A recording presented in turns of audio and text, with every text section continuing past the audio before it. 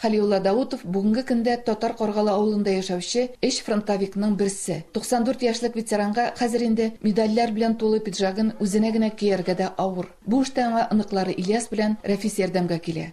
Тәүге көндә инде бу 4 суткадан соң таңда танкы бардан имеш. Бездә танкы да юк, самолет та юк ул вакытта. 70 елдан соң ул яу кырында ятып калган авылдашларына һәйкәл ачуда катнашты. Сокма районына сугышка 9244 кеше китә. Шуларның яртысы диярлек кире әйләнеп кайтмый. Һәйкәлләр куелганда аларның исемнәре белән исемлекләр яңартыла. Татар Каргалы авылында да шулай. Бездә 196 кеше теге иске һәйкәлдәге шушы бөтен үлгән кешеләрне санап, шуна килеп чыкты 287.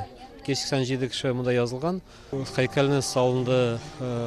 Спонсорлар хәзерге әйтү буенча ине предприятиялар ине кешеләр алып килде акча, эш белән үзләре булыштылар. Ярдәм итүчеләр шуннан да күп. Югалтуларны да оренбурлар яхшы хәтерли. Сугыш елларында Оренбур төбәгеннән 440 меңнән артык кеше фронтка алына. Шулардан 173 меңе һәлак булган. 60 меңнән артыгы хәбәрсез югалган. Соңгы күрсәткечләр буенча өлкәдә 2236 сугыш ветераны саналса, 9 майга аларның саны 36га кимегән. Минем әтием сугышта булып, аягын югалтып кайтып, колхозда эшләп соңыннан безне тәрбияләп вафат булып китте.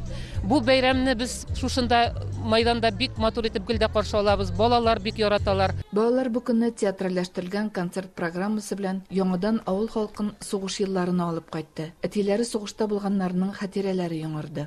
Минем әтием Садык Абдулхаким Галимович ул сугышкан Венгриядә, Первый Украинский фронтта. Санитарлар юк, ярты көн бер көн ятып, шуннан соң аягына ранен булгач гангрена китеп, аягын кискәннәр, шулай итеп мине кайтты инде сугыштан.